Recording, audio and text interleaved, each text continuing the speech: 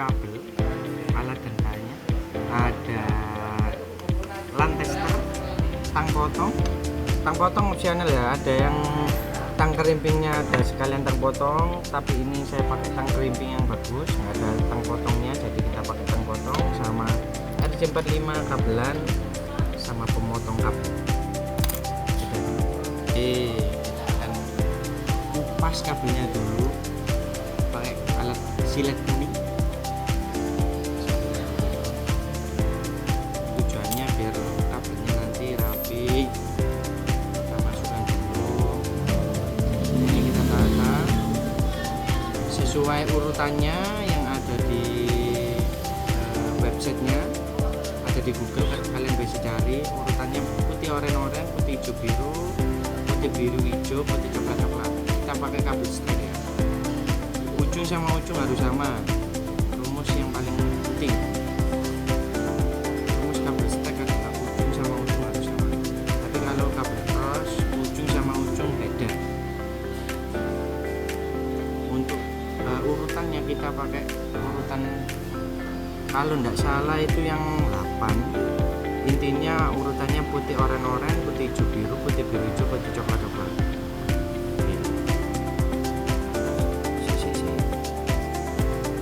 Santai. Wow.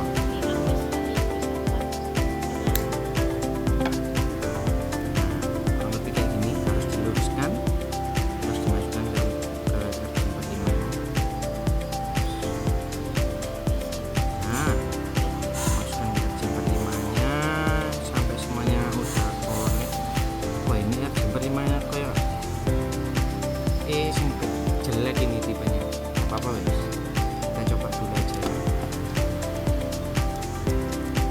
Oke, satunya sama, ujung sama ujung harus sama, urutannya juga harus sama. Kalau urutannya beda berarti namanya cross. Kita pakai kabel straight, urutannya harus sama.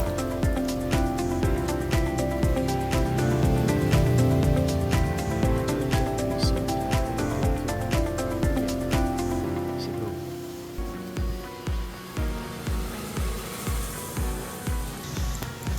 Rolling. Yes. Urutannya sama, ujung sama ujungnya harus sama. Oranye, putih hijau biru ditata dulu. Oranye, putih hijau biru, putih biru hijau, putih coklat coklat. Nanti tak bikinkan rinciannya di videonya. Sementara ini pakai ini.